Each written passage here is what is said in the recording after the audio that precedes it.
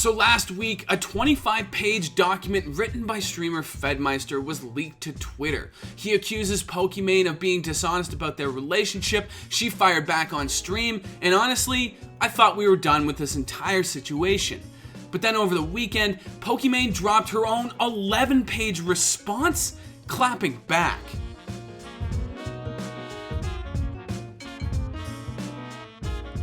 Alright guys, it's that time of year again. theScore Esports is hosting its annual award show on December 11th. Tune in live to Twitch and YouTube to watch our hosts break down the biggest moments from esports and streaming, while also handing out some pretty cool awards. And while I have you here, scroll down and hit that subscribe button. Alright, so if you somehow missed the drama between Poki and Fed last week and you want a quick recap, here it is. Last year, Fed, a former member of Offline TV Content House, was accused of sexual misconduct by several members of OTV. And the initial allegation came from house member Yvonne, who accused Fed of getting into her bed multiple times and touching her inappropriately. He was kicked out of Offline TV, he made a quick Twitter apology, and then he went dark. Around the same time, Pokimane detailed her negative experiences with him on stream. Then, last week, a 25-page response to those allegations that he wrote but never wanted to be made public was leaked to Twitter. In it, he briefly apologizes to the members who accused him and spends the rest of the time talking about his relationship with Pokimane and accusing her of not being truthful. The last thing we need to talk about when it comes to this Fed document from last week is who leaked it. Because in another weird move of people posting statements for other people,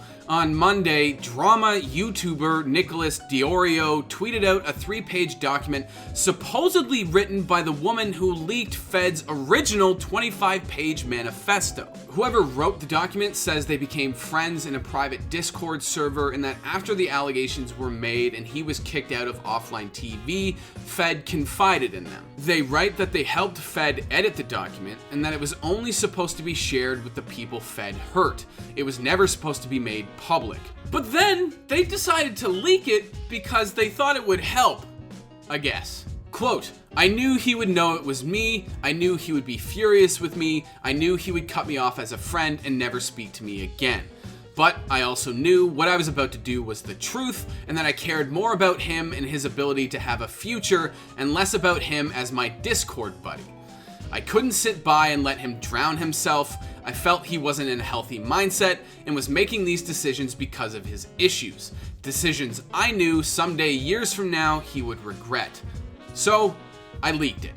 End quote. All of this nonsense brings us to right now. Over the weekend, Pokimane dropped her own 11-page response, basically clarifying everything in Fed's original 25-page response.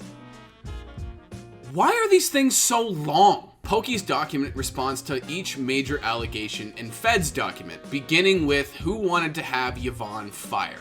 See, in his magnum opus, Fed accuses Poki of wanting to have Yvonne fired for being lazy and not working harder on OTV content. He provides a bunch of screenshotted text messages between him and Poki as proof. Now, in her document, this is basically the first allegation that she responds to. Quote, "I'm really disappointed that he would try to publicly pit us against each other, especially since he knows us personally and the reality of the situation, on top of what he's already put Yvonne through. This situation is also heavily impacted by the fact that Fed touched Yvonne inappropriately, which is something that OTV members weren't aware of until later. Please keep this in mind when reading the screenshots involving other house members, because they didn't know and have done everything in their power to help Yvonne since they found out." End quote. This last part is important because it provides some much needed context that we didn't have earlier. Poki says that Fed started complaining about Yvonne after he inappropriately touched her, but before anyone else in the house knew about it. Furthermore, Poki says that Fed's screenshotted text messages of her complaining about Yvonne are just Poki parroting Fed's complaints because at the time, that's the only perspective she had, Fed's. Quote, "Given the context that I now have of what Fed had done to her, of course I would never have said those things or wanted her fired. Anyone in her position would have reacted the same way in an attempt to avoid someone who has touched them inappropriately." End quote. Poki also alleges that Fed was complaining about Yvonne to other members of OTV, and that eventually a meeting was called to deal with this problem based on Fed's complaints.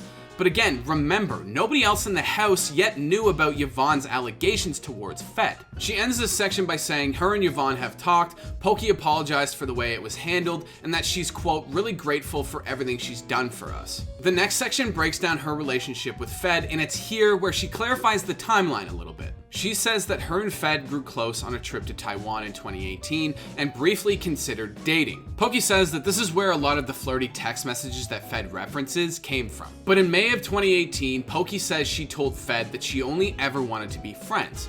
And then shortly after that is when the Steve incident happened. Steve was some dude Poki was into. Fed told Steve him and Poki had a thing. She saw this as a massive breach of trust, confronted him about it, he apologized. I think you get the point. What's interesting here is that Poki actually asked Fed if there was anything he didn't want her to talk about on stream. And for whatever reason, he asked her specifically not to talk about the Steve incident. Poki describes Fed as a serial flirt and says that this type of flirty behavior was normal for him.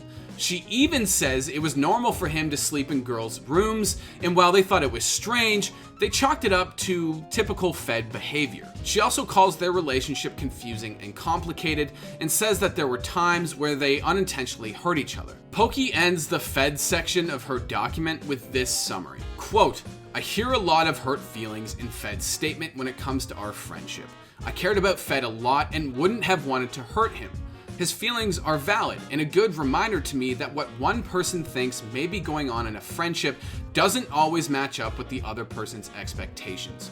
Looking back, I would have done a lot of things differently and know for a fact that neither of us handled the situation perfectly. However, our private conversations heavily lacked context and I'm not okay with how they're being misrepresented.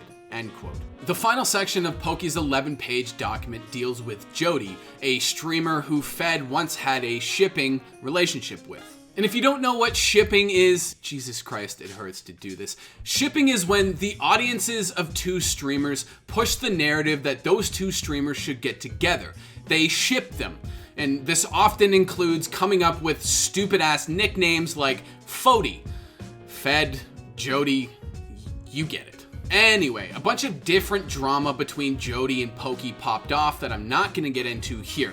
The point is, Poki's section on Jody is basically her saying that Fed allegedly manipulated both sides. According to her, Fed said a bunch of negative stuff about Jody to Poki.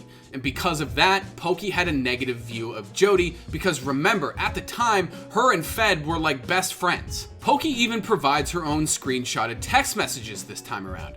Because, remember kids, these days, you always need receipts. But of course there was more to the story. Jody didn't actually do anything wrong, and once again, Fed manipulated people's perspectives, or so Poki alleges. And that's basically it. Poki's statements were much shorter than Fed's, and she ends the entire thing on this summary. Quote, ultimately, my complicated and volatile friendship with Fed had no part in why he was kicked out of offline TV. And such private details never needed to be made public.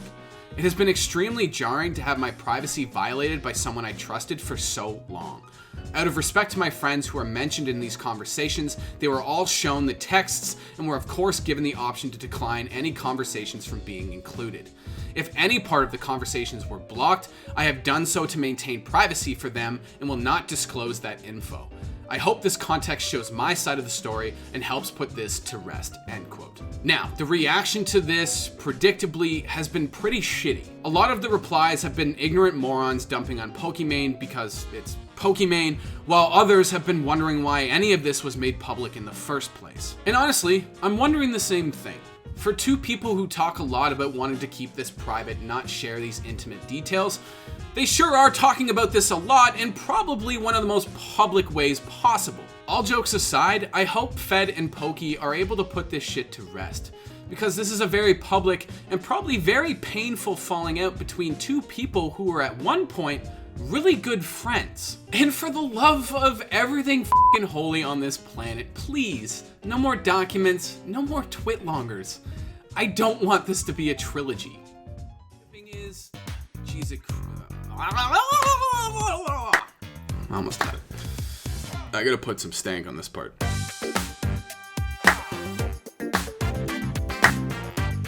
All right. All right.